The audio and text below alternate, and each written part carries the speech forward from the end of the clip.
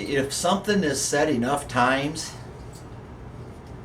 and it's said for a long enough time, it becomes truth. Doesn't matter if it is or isn't, it's perceived as the truth.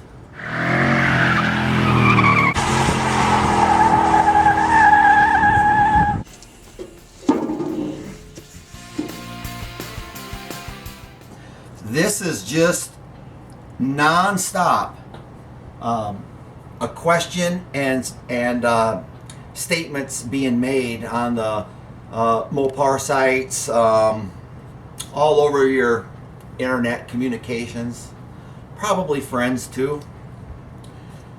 But the topic is, when people go to put a 4-barrel intake on a 318 or a 273, this comes up every time, and it's about the port size of a 340, 360 size port on a 318 head or a 273 head. I want to go through that.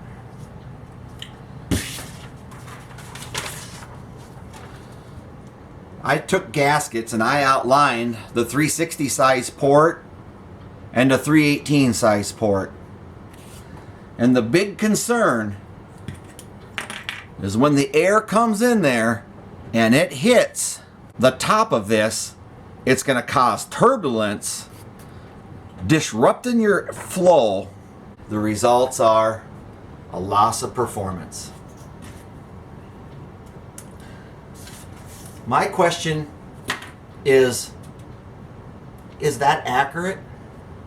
How much does it affect? Is it a difference maker? Should everybody be told they need to go out and buy a LD48, or everyone should go out and buy an intake, hard to find, with the 318 size port? Or is it okay if they just grab an Action Plus, Edelbrock RPM, or other intakes like that to put on their 318? We're talking a stock 318, stock 318 heads. People want to pull the 2-barrel off, put a 4-barrel on. So using that concept, does that just matter on this? Does it matter just right here? Or does it matter everywhere on the intake side? Using that philosophy, here's a 360 2-barrel intake. If I was to go like this and mount this here, like this, and seal this all off, let's just say this, pretend this is all sealed off. Did I just hurt the flow of this air cleaner? Will it flow as much? Because the truth is, you got air coming in. Won't it hit all of this and deflect? Cause turbulence? It's a question.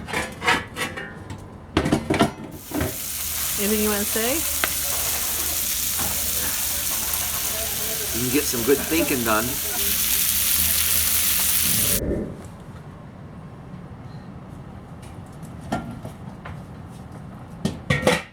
If you said, well, no, that wouldn't do anything. Why not? I'm doing this to discuss it. What really happens? Why not? I have this intake here. If you squirted water in here with a water hose, it would just come flying right back at you. So if the garden hose would come spraying out, then why, when this is on a 440, you're kicking out 490, 500 horsepower, why, when this is wide open, how come the gas and air doesn't come shooting back out of the carburetor? Why? And you're going to say that answer's pretty simple. The answer is because vacuum is pulling it down this way. So what you're telling me, the speed of the air coming in isn't hitting the bottom of this. It's being drawn into the port of the intake valve that's open.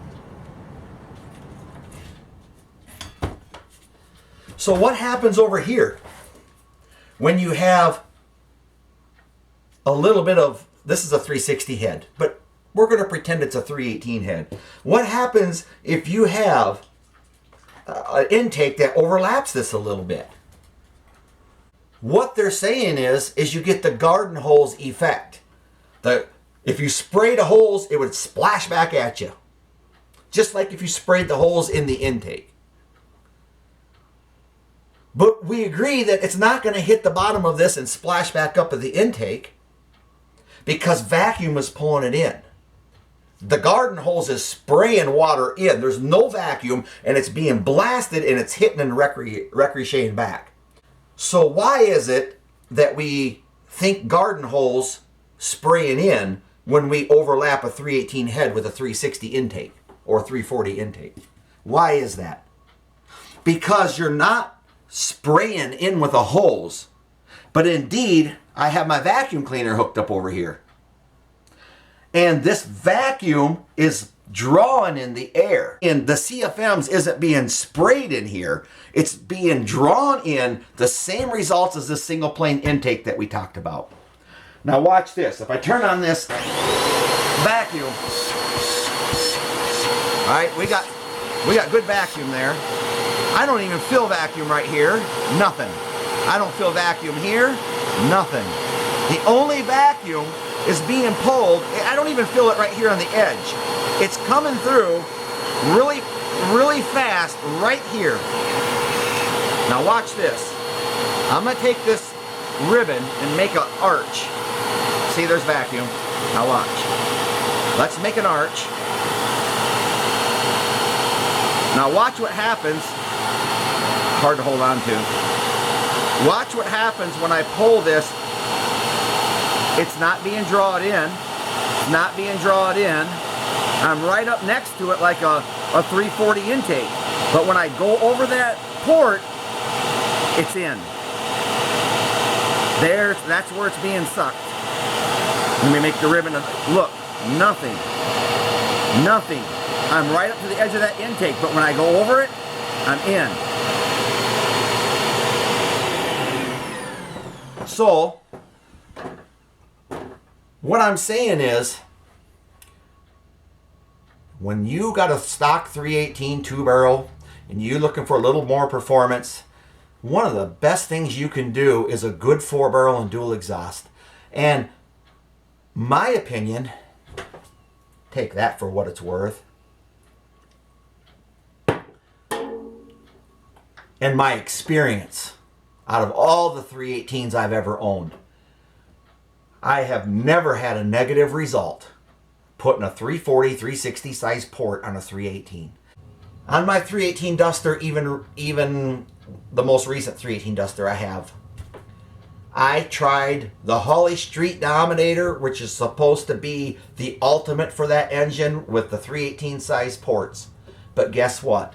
The cast intake, a 73 340 cast intake, spread bore, and I put a square bore carburetor on it using an adapter, outperformed and out mile per hour at the drag strip the Holly Street Dominator. So I made this video to tell everybody who owns a 318 two-barrel, when you ask on a forum or you ask on Facebook or you ask your friends, I want to put a 4-barrel on there. Don't even fret, is my opinion, about the port size. Here.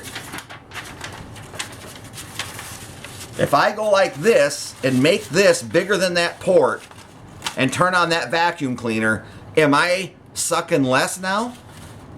Because I outlined this bigger? No, because this is still pulling through the port. It's not stopping it. Now, the reason why people open up I actually ported on these. I removed the valve stem, I removed the valve cover bolt knobbies in here, and I mildly ported these heads. But you can open up the channel and make the channel flow better. You got a 318, don't fret this. Put that on there. I've done it more times than I care to remember. I've always had a solid gain putting on the intake of my choice with a good working 4-barrel.